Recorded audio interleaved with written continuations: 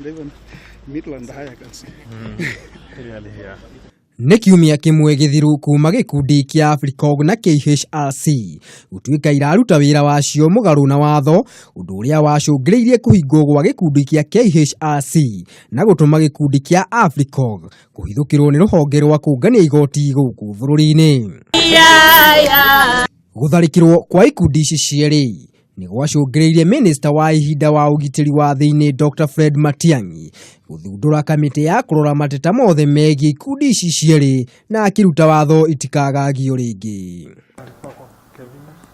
No na kũhana ũguo, mũikarĩri gĩtĩ wa kanjũ ya ikundi itarĩ cia gĩthirikari Samuel Gĩthĩnji nĩ aingĩrĩirie ũhoro ũyũ akiuga thirikari nĩ ĩragarara ihoto cia ikundi ici.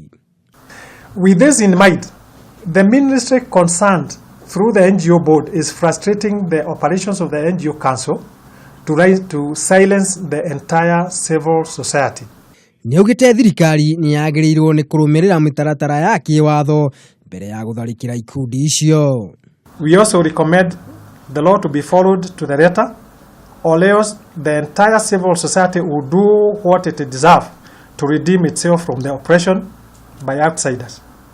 Mĩario ya Gĩthĩnji ũkĩte rĩrĩ Akenya metereire maumĩrĩra ma kamĩtĩ ĩrĩa yathundũrirwo nĩguo kũrora mateta ma ikundi ici cierĩ nĩcio AFRICOG na KHRC.